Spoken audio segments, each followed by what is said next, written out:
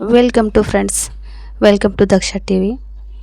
ನಾನು ಇವತ್ತು ಯಾವ ಟಾಪಿಕ್ಗೆ ತೊಗೊಂಡು ಬಂದಿದ್ದೀನಿ ಅಂದರೆ, ನಿನ್ನೇನು ಇದೇ ವಿಡಿಯೋ ಮಾಡಿದ್ದೆ, ಆದರೆ ಇವಾಗ ಇದರಲ್ಲಿ ಅಪ್ಡೇಟ್ ಆಗಿದೆ, ಅದನ್ನೇ ಹೇಳೋಕ್ಕೆ ಬಂದಿದ್ದೀನಿ. ಇದನ್ನು ಹೇಳೋಕ್ಕಿಂತ ಮುಂಚೆ ನೀವೇನಾದರೂ ನನ್ನ ಚಾನಲನ್ನು ಸಬ್ಸ್ಕ್ರೈಬ್ ಮಾಡಿಲ್ಲ ಅಂದರೆ ದಯವಿಟ್ಟು ಸಬ್ಸ್ಕ್ರೈಬ್ ಮಾಡ್ಕೊಳ್ಳಿ, ಪಕ್ಕದಲ್ಲಿರೋ ಬೆಲ್ ಐಕಾನ್ನ ಪ್ರೆಸ್ ಮಾಡಿ. ಇದರಿಂದ ನಾನು ಮಾಡಿರ್ತಕ್ಕಂಥ ಎಲ್ಲ ವಿಡಿಯೋಗಳ ನೋಟಿಫಿಕೇಷನ್ ಮೊದಲನೇದಾಗಿ ನಿಮಗೆ ಬರುತ್ತೆ.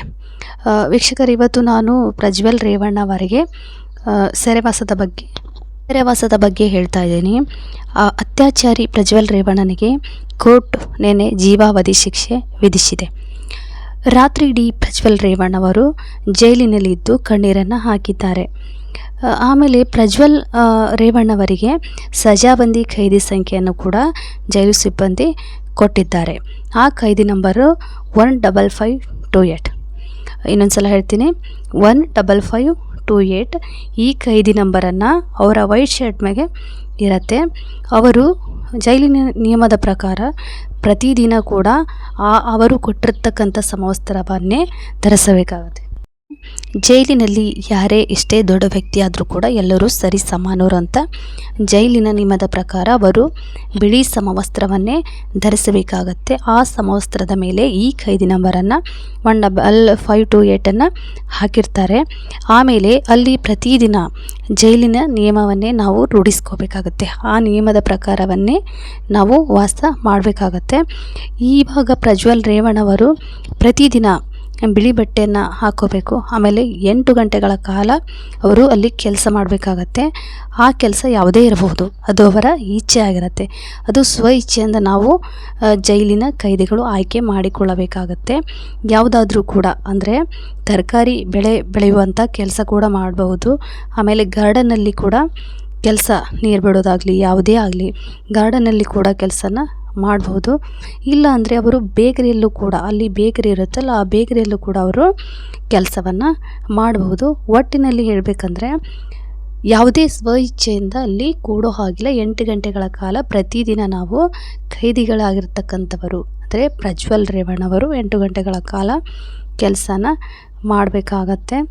ಆದರೆ ಇವರು ಮಾಡಿರ್ತಕ್ಕಂಥ ಕೆಲಸದ ಪೇಮೆಂಟನ್ನು ಅಂದರೆ ಅವರ ಅಮೌಂಟನ್ನು ಅವರ ಅಕೌಂಟಿಗೆ ಜಮೆಯನ್ನು ಮಾಡಬೇಕಾಗತ್ತೆ. ಯಾಕೆಂದರೆ ಜೈಲಿನಲ್ಲಿ ನಮಗೆ ಸುಮ್ಮನೆ ದುಡಿಸ್ಕೊಳ್ಳಲ್ಲ, ಅವರು ಕೂಲಿಯನ್ನು ಕೊಡ್ತಾರೆ. ಅದು ಪೇಮೆಂಟನ್ನು ಅವರ ಖೈದಿಗಳ ಅಕೌಂಟಿಗೆ ಜಮೆಯನ್ನು ಮಾಡ್ತಾರೆ. ಅದು ಈ ಪ್ರಜ್ವಲ್ ರೇವಣ್ಣವರಿಗೂ ಕೂಡ ಜಮೆ ಆಗುತ್ತೆ. ಒಟ್ಟಿನಲ್ಲಿ 8 ಗಂಟೆಗಳ ಕಾಲ ಪ್ರತಿದಿನ ಇವರು ಕೆಲಸನ ಮಾಡಬೇಕಾಗತ್ತೆ. ಒಟ್ಟಿನಲ್ಲಿ ಹೇಳಬೇಕಾದ್ರೆ ಯಾವುದೇ ಒಂದು ಕೆಲಸ ಮಾಡಬೇಕಾದ್ರೂ ಇರಬೇಕಾದ್ರೂ ಆ ಜೈಲಿನ ನಿಯಮದ ಪ್ರಕಾರನೇ ಅಲ್ಲಿ ಸೆರೆವಾಸವನ್ನು ಮಾಡಬೇಕಾಗತ್ತೆ. ಪ್ರಜ್ವಲ್ ರೇವಣ್ಣವರಿಗೆ ಜೀವಾವಧಿ ಶಿಕ್ಷೆಯನ್ನು ವಿಧಿಸಿದೆ. ಅಂದರೆ ಜೀವನ ಪರ್ಯಂತ ಜೈಲಿನಲ್ಲಿ ಇರಬೇಕಾಗತ್ತೆ. ಈ ಸೆರೆವಾಸ ಜೈಲಿನ ನಿಯಮದ ಪ್ರಕಾರನೇ ಇರುತ್ತೆ. ಹೀಗಿದ್ದಾಗ ಮಾತ್ರ ಇಂತಹ ದೊಡ್ಡ ಮನುಷ್ಯರಿಗೆ ಪ್ರತಿದಿನ ಕೆಲಸಕ್ಕೆ ಹೋಗುವ ಕೆಲಸಗಾರರ ಒಂದು ಕಷ್ಟದ ಪರಿಸ್ಥಿತಿ ಅವರಿಗೆ ಅರ್ಥ ಆಗುತ್ತೆ. ಯಾಕಂದರೆ ಅವರು ಹುಟ್ಟಿನಿಂದ ಯಾವುದೇ ಕೆಲಸ ಮಾಡಿರಲ್ಲ, ಅವರಿಗೆ ಗೊತ್ತಿರಲ್ಲ. ಅದಕ್ಕೆ ಯಾವುದೇ ಕೆಲಸ ಮಾಡೋ ಕೆಲಸಗಾರ ಕಷ್ಟ ಅವರಿಗೆ ಅರ್ಥ ಆಗುತ್ತೆ ಅಂತ ಹೇಳ್ತಾ ಇದ್ದೀನಿ. ಆಮೇಲೆ ಬಿಳಿ ಬಟ್ಟೆ ಇಷ್ಟ ಇಲ್ಲ, ನಾನು ಬೇರೆ ಬಟ್ಟೆ ಹಾಕೋಬೇಕು ಅಂತ ಅಲ್ಲಿ ಹೇಳೋ ಹಾಗಿಲ್ಲ. ಯಾಕಂದರೆ ಪ್ರತಿಯೊಬ್ಬರು ಕೂಡ ಎಲ್ಲರೂ ಸರಿ ಸಮಾನರು. ಇಲ್ಲಿ ನಾನು ಮೇಲು ನಾನು ಕೀಳು ಅಂತ, ನಾನು MLA ನಾನು MP ಅಂತ ಯಾವುದೇ ಒಂದು ಭೇದ ಭಾವ ಜೈಲಿನಲ್ಲಿ ಇರೋದಿಲ್ಲ. ಯಾಕಂದರೆ ಅವರಿಗೂ ಕೂಡ ಸೆರೆವಾಸವನ್ನು ಇದು ಕಾನೂನು ಪ್ರಕಾರ ಕೊಟ್ಟಿರ್ತಾರೆ. ಅದ್ರ ಸಲುವಾಗಿ ನಾವು ಏನು ಮಾಡಬೇಕಂದ್ರೆ ಖೈದಿಗಳಾಗಿರ್ತಕ್ಕಂಥವರು ಯಾವುದೇ ಅಡೆತಡೆಗಳಿಲ್ಲದೆ ಬಿಳಿ ಬಟ್ಟೆಗಳನ್ನು ಹಾಕ್ಕೊಂಡು ಪ್ರತಿದಿನ 8 ಗಂಟೆಗಳ ಕಾಲ ಕೆಲಸ ಮಾಡಿ ನಾವು ಜೈಲಿನ ನಿಯಮದ ಪ್ರಕಾರ ಅಲ್ಲಿ ಏನು ಊಟ ಕೊಡ್ತಾರೋ ಅದನ್ನೇ ಮಾಡಬೇಕಾಗತ್ತೆ. ಯಾಕೆಂದರೆ ಹೊರಗಿಂದ ತರಿಸಿ ನಾವು ಊಟ ಮಾಡ್ತೀವಿ, ನಮ್ಮ ಹತ್ರ ದುಡ್ಡಿದೆ ಅಂತ ಅಲ್ಲ. ಅಲ್ಲಿ ಏನು ಕೊಡ್ತಾರೋ ಅದೇ ಊಟನ ನಾವು ಮಾಡಬೇಕಾಗತ್ತೆ.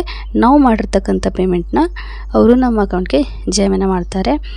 ಇಷ್ಟು ಈ ದಿನದ ವಿಡಿಯೋನಲ್ಲಿ ಮಾಡಿದ್ದೀನಿ.